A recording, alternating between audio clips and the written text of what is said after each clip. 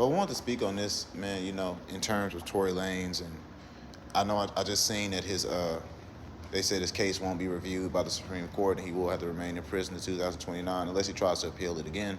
But the appeal was denied. Uh, One thing I wanted to say, bro, about that situation and the messed up part about it is the way the internet works is if it didn't happen on the internet, it didn't happen.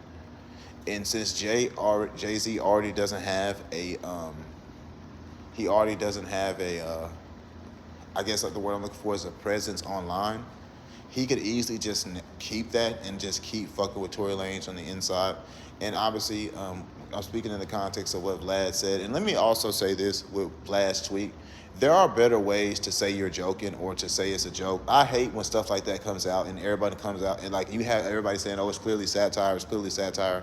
That's for that man to say it's satire. He didn't say it's satire. More than, if anything, I'm thinking it probably something went wrong with a payment from Rock Nation and he already has his, because with Vlad, I realize with Vlad, if you don't do his interviews, if you don't sit down on his page, bro, he won't really have the best things to say about you. He will literally throw shots at people until they come to his page or until they just outright diss him and let it be known that it's never gonna happen anyway. And so with Rock Nation, I believe that he's got an interview with Memphis Bleak. I don't know how recent that was, but I know for a fact that he would love a Jay interview, and I know Jay-Z is probably never going to give Vlad an interview ever because Vlad is going to ask very intuitive questions to Jay-Z and try to get to the bottom and ask shit that people won't ask. And there's a reason that Jay-Z doesn't do, media in general. Jay-Z does specific media, and every time he does it, it's scripted. I tell people, if you think they're organically asking him anything, and if they are, they've been told to straddle the fence as hard as fucking possible to the point where they're like literally grading skin off their ass.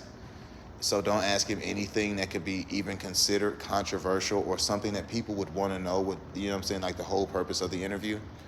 So, man, with that being said, bro, and then with Megan, obviously, probably forever, you can't, because as far like, man, we still don't know. Like, and I tell people we still don't know the truth. I still don't definitively say he shot her. I don't definitively say he didn't shoot her, because it's so murky, man. Now you got Kelsey's bodyguard coming out saying that Kelsey shot her and stuff. So it's like we're back where we was in 2021 when the case first went on. Well, I think 22 when the case first went on.